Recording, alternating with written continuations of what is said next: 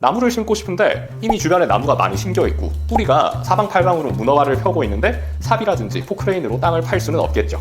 이런 경우에는 함부로 모발이식을 했다가는 한 가닥을 심으려고 원래 있던 모발 한 가닥을 뽑아버리는 그런 불상사가 발생할 수 있습니다. M자는 장원장. 안녕하세요. M자는 장원장 장태호 원장입니다. 탈모 치료의 꽃은 모발이식입니다. 그 어떤 탈모 치료에 비해서도 효과가 드라마틱하고 머리카락이 완전히 빠져버린 곳에서도 다시 머리카락이 나도록 할 수 있는 유일한 탈모 치료이기 때문인데요. 세상 만사 모든 일이 다 그렇지만 이 모발이식만으로 모든 탈모를 치료할 수 있는 것은 아니랍니다. 오늘은 이 영상을 통해서 어떤 탈모는 모발이식을 받으시면 안 되는지에 대해서 간단하게 설명드려 볼까 합니다. 모발이식으로 치료할 수 없는 탈모의 대표 주자, 첫 번째로는 휴지기 탈모가 있습니다. 휴지기 탈모란 일시적인 스트레스성 탈모거든요. 그야말로 일시적으로 생기는 탈모이다 보니 적절하게 치료를 하면 수술 없이도 증상이 완전히 좋아지시는 경우가 많습니다. 대표적으로 다이어트로 인한 탈모 또는 정신적으로 스트레스를 너무너무 많이 받으신 뒤에 생기는 탈모들이 그러한데요. 이런 경우는 적당한 치료를 받으시면 원래 상태를 100% 회복시킬 수 있는 만큼 괜히 두피에 칼을 댈 필요가 전혀 없는 그런 탈모라고 할 수가 있겠습니다. 그런데 이게 증상이 초기이거나 애매하게 약할 때는 어떤 치료가 필요한지 되게 헷갈리실 수가 있어요. 유전성 탈모랑 비슷하게 진행하는 경우도 있기 때문에 주변의 탈모 전문 의원에서 이게 유전성 탈모가 맞는지 아니면 휴지기 탈모인지 꼭 검사를 받아보시는 것이 중요하겠습니다. 두 번째 주자는요, 바로 초기 정수리 탈모입니다. 똑같은 유전성 탈모라고 하더라도요, 정수리 탈모 같은 경우에는 초기에는 빈모공이 생기지 않습니다. 그 말인즉슨 머리카락이 있긴 있는데 얇아지고 듬성듬성해지는 이런 식으로 탈모가 진행한다는 뜻인데요. 반면 M자 탈모 같은 경우에는 라인을 지우개로 지운 것처럼 아무것도 남기지 않고 깨끗하게 밀리게 되죠. 빈모공이 없는 초기 정수리 탈모는 함부로 칼을 넣을 만한 빈 공간이 없습니다. 나무를 심고 싶은데 이미 주변에 나무가 많이 심겨있고 뿌리가 사방팔방으로 문어발을 펴고 있는데 저희가 함부로 삽이라든지 포크레인으로 땅을 팔 수는 없겠죠. 이런 경우에는 함부로 모발이식을 했다가는 한 가닥을 심으려고 원래 있던 모발 한 가닥을 뽑아버리는 그런 불상사가 발생할 수 있습니다.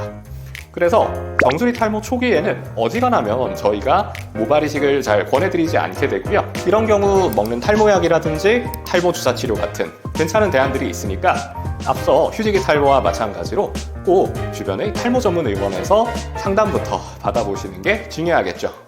타고난 특성 때문에 모발이식, 그 중에서도 비절개 모발이식을 권해드리기 어려운 경우도 있습니다. 대표적으로 모발이 너무너무 가는 편이신 그런 분들이신데요. 가끔 탈모는 아닌데 선천적으로 모발이 너무 가늘어서 머리숱이 적은 게 고민이다 라시는 분들이 계십니다. 이런 분들은 모발이식에, 특히 비절개 모발이식에 좋은 대상이 아니신데요. 왜냐하면 모발이식으로 만들 수 있는 모발 밀도는 절대로 자연 밀도를 넘어갈 수는 없거든요. 아무리 빼곡하게 심어도 모발 자체가 너무 가늘다면 다른 분들에 비해서는 여전히 숱이 좀 적을 수밖에 없는 거죠. 게다가 모발이 얇으면 얇을수록 모발 하나하나를 조심스럽게 채취해야 되는 비절개 모발이식을 받으시기에 되게 불리합니다.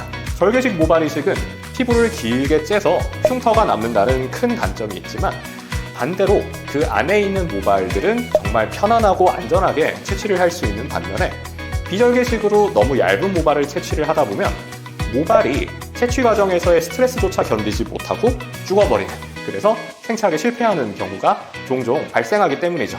그래서 비절개 모발이식 경력이 많은 원장님들은 어느 정도 모발의 굵기가 갖춰지신 분들께만 수술하시는 게 좋겠다라고 추천드리고는 합니다. 저 장 원장 역시 마찬가지고요. 마지막으로 곱슬이 너무 심하신 경우에도 저희가 비절개 모발이식을 추천하지 않을 수도 있습니다. 이런 경우는 절개식으로는 꽤 괜찮은 결과를 보실 수도 있는데요. 앞서 말씀드렸던 것과 같이 절개식은 흉터가 생기기는 하지만 그 안의 모발이 얇든 굵든 직모든 곱슬이든 그 피부 안에 들어있는 만큼은 안전하게 채취를 할 수가 있습니다. 그런데 비절개식 같은 경우에는 저희가 속이 비어있는 원통형의 펀치로 모발을 깨끗하게 주변부만 잘라내서 가지고 나와야 되는데요. 만약 모발이 대나무처럼 쭉쭉 뻗어 있다, 일하기가 굉장히 쉽습니다. 그런데 이 모발이 사방팔방 이렇게 꼬여있고 갈고리처럼 휘어져 있다면 저희가 이 날카로운 펀치를 밀어넣는 과정에서 모발을 손상시킬 확률이 상당히 올라가게 됩니다. 물론 일반적인 곱슬기 정도는 아무 문제가 없는데 가끔 악성 곱슬 갖고 계신 분들이 계시거든요. 비절개 모발 이식이 불가능한 건 아니지만 불필요할 정도로 모낭 손상률이 많이 올라갈 수 있다는 점에서 이런 분들께는 절개식 모발 이식을 하는 게 나으실 수도 있겠습니다 라고 말씀드리고는 한답니다. 정리해 보겠습니다. 일시적 탈모인 휴지기 탈모나 초기 정수리 탈모 같은 경우에는 절개식이든 비절개식이든 모발 이식을 권해드리지 않습니다. 다른 치료 방법으로 충분히 회복할 수 있으니까 꼭 전문의의 진단부터 받아보시는 거 추천드리고요. 다음으로 모발이 너무 얇거나 또는 악성 곱슬이신 경우에는 모발 이식 중에서도 비절개 모발 이식을 하는 게 오히려 불리하실 수도 있습니다. 이런 경우에는 절개식 모발 이식이 괜찮은 대안이 되실 수도 있겠죠. 오늘 제 영상이 도움이 되셨다면 좋아요와 댓글, 구독까지 부탁드리겠습니다. 궁금하신 점은 얼마든지 댓글로 남겨주세요. 제가 성심껏 답변 드리겠습니다. 감사합니다. 장 원장이었습니다.